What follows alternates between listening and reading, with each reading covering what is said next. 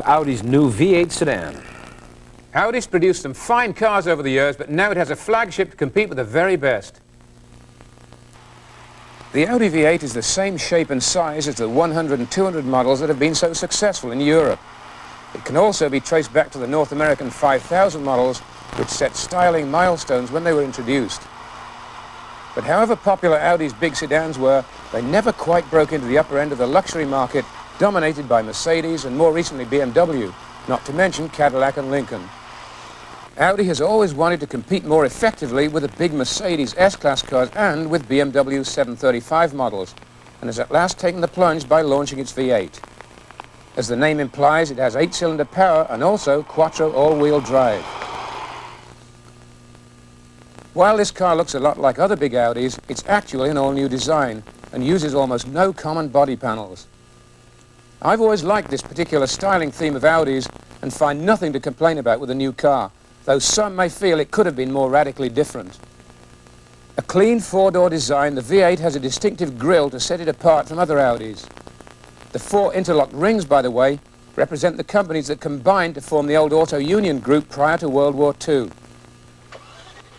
Heart and soul of the new Audi is its magnificent V8 engine, a refined and silky smooth 32-valve power plant with 4 overhead cams and an output of 240 horsepower.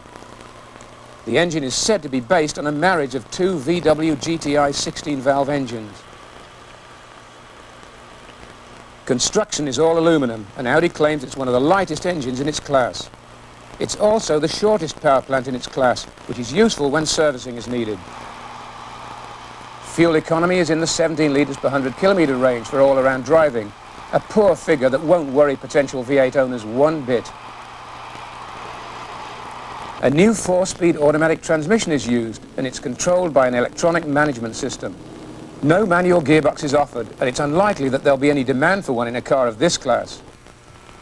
4-wheel disc brakes have an anti-lock system, and stopping performance matches engine capabilities.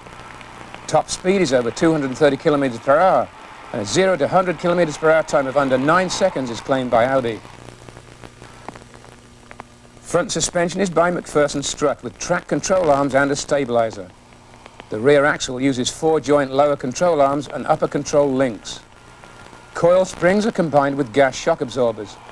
The result of all this is a car that handles very well indeed despite its bulk. Not surprisingly, Audi has pulled out all the stops to make its new flagship's interior as opulent as anything in its class. The interior is a delight and fit and finish is beyond criticism. The car is trimmed entirely in a high-grade leather and it looks and smells gorgeous. Extensive use is made of burled walnut trim on dash, console and door cappings, and this is beautifully done. Other luxury features include a fully automatic climate control system, power windows, seats, locks, sunroof and mirrors, and electronic cruise control. Headlight washers are included, and these use a high-pressure spray nozzle. To avoid problems when the temperature drops below freezing, the windshield washer nozzles are heated, and so are the door locks. To help you keep in touch with your stockbroker when on the road, a cellular telephone is included in the V8 sticker price of $70,800. The V8 costs quite a bit less than arch rivals from Mercedes and BMW. There's also a high-quality stereo incorporating Audi's anti-theft code feature. This Bose music system is specially tuned to suit the acoustics of the V8 Audi's interior. This is an important car for Audi and one on which a lot of hopes are pinned. Apart from the Mercedes 560 SEC and BMW 735 IL, the market also includes less expensive cars like the Volvo 760, Saab 9000 CD, Lincoln Continental and the big Cadillacs. Just around the corner are the Lexus from Toyota and the Infiniti from Nissan. But is this really a big Mercedes, Peter Ted? I don't know. Let's start at the beginning with this thing. I do like this car an awful lot. It impressed me because I had a chance to put it through its paces pretty extensively. What I don't like is the price. That goes without saying. The climate control system drove me up the wall. I never did figure it out again. Standard complaint with upscale cars is climate control.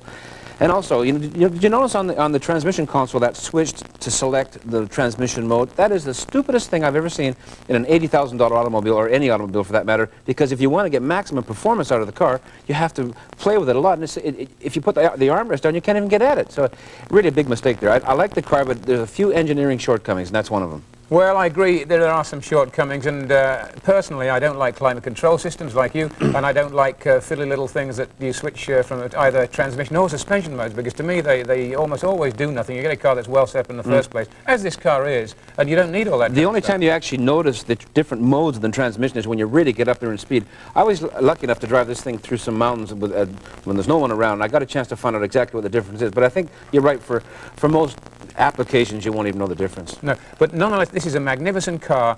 I personally feel that it deserves comparison with the big Mercedes and with the 735 BMWs.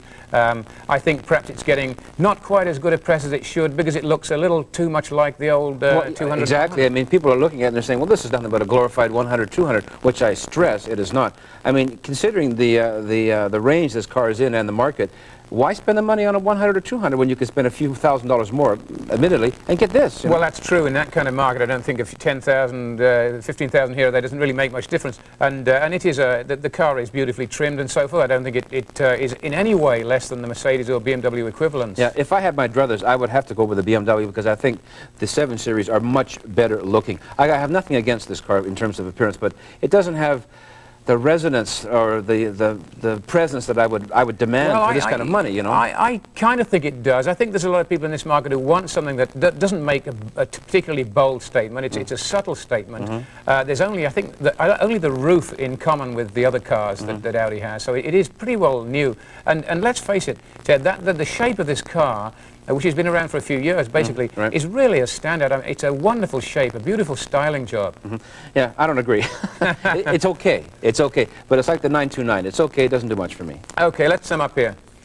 Well, we didn't like fuel economy, pretty rough, but probably won't worry the owners of this kind of car. Climate control, terrible. Don't like climate control of any kind. And the price, quite high at 70,000 plus. On the plus side, the interior was excellent and beautifully trimmed. Very luxurious car. And it was very well laid out. Ergonomically, the car was first rate. And we'll be right back with some